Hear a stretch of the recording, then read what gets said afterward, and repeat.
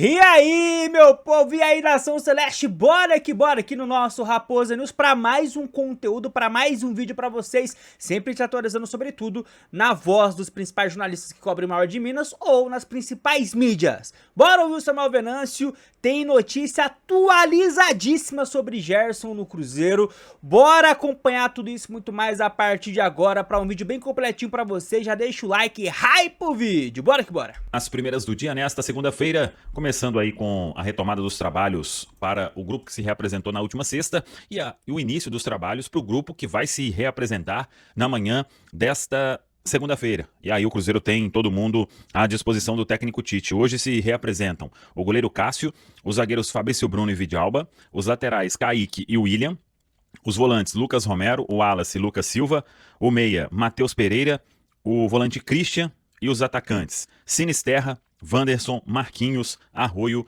e Caio Jorge são os jogadores aí aguardados na Toca da Raposa 2. Lembrando que desses aí, o Marquinhos e o Vidalba estão em processo de recuperação de lesões. O Sinisterra passou o final de ano fazendo tratamento. A expectativa é de que ele possa iniciar normalmente a pré-temporada na Toca da Raposa 2 em uma semana de estreia no Campeonato Mineiro. O Cruzeiro joga sábado com o Pouso Alegre no Mineirão e o Cruzeiro divulga hoje a venda de ingressos, como será essa venda de ingressos para o primeiro compromisso oficial na temporada estreia do técnico Tite. Ao longo desta semana também devemos ter a apresentação do técnico Tite em coletiva na Toca da Raposa 2. E o Cruzeiro ainda aguarda a definição do lateral direito Fagner, da rescisão de contrato dele com o Corinthians. O Corinthians até informou, o time se reapresentou, o Fagner não se reapresentou. Segundo o próprio Corinthians, o jogador negocia a rescisão de contrato porque já existe um acordo para ele continuar no Cruzeiro com um contrato em definitivo e até fazendo planos depois para uma aposentadoria. Sobre mercado,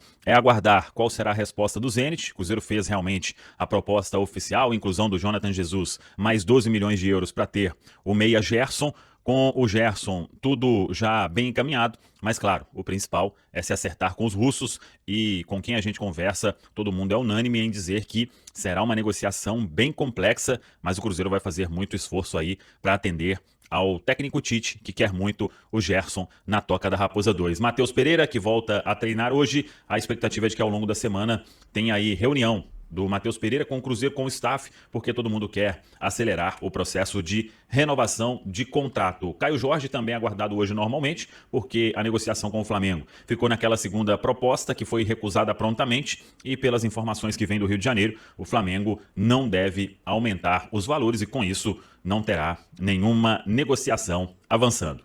Tá falado, pessoal? Um abraço, até a próxima.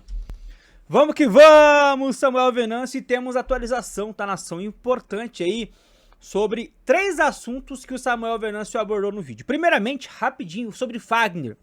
Acabou de sair a notícia, ela está sendo vinculada pelo jornalista Raul Moura, que trabalha no UOL e também na CNN. Ele acabou de trazer informação, o GE tá replicando a mesma notícia de que o Corinthians já tem um acordo com o Fagner pela rescisão de contrato. Então, assim, rapaziada, é questão de horas, de 1, 2 dias para o Fagner ser anunciado, digamos assim, de forma definitiva, né? Pelo Cruzeiro, ser anunciado como mais um reforço. Porque ele voltou ao Corinthians, ele estava por empréstimo lá no Corinthians, ele tinha mais um ano de contrato.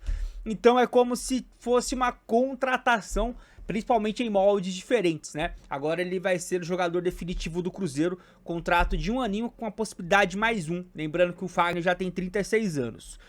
A segunda notícia, já atualizada aí desse conteúdo do Samuel Venâncio, é a respeito, nação, da venda de ingressos, tá? Ficou para hoje, segunda-feira, a atualização de como é que seria feito e está atualizado. Simplesmente o Cruzeiro colocando preço promocional para os sócios, R$30 é o preço para todos os setores, tá? Então, já está anunciado, já tivemos a venda para todas as categorias abertas, falta só uma última, que no momento que eu estou gravando esse vídeo ainda não abriu, que é uma categoria que vai abrir às 18 horas, tá?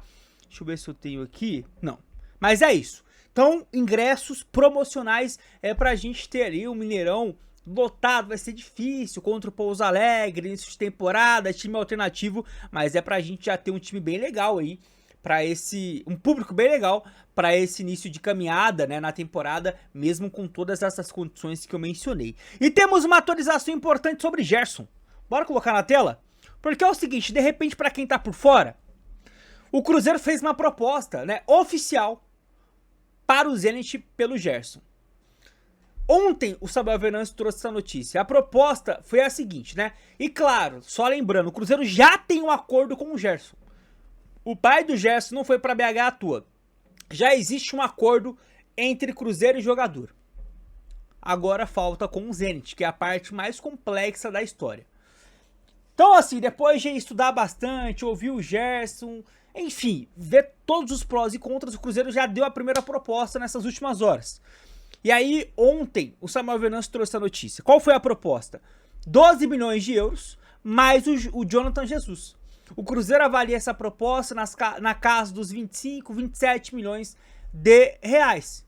De euros. Se você colocar aí o Jonathan Jesus a um custo de 13, 15 milhões de euros mais ou menos.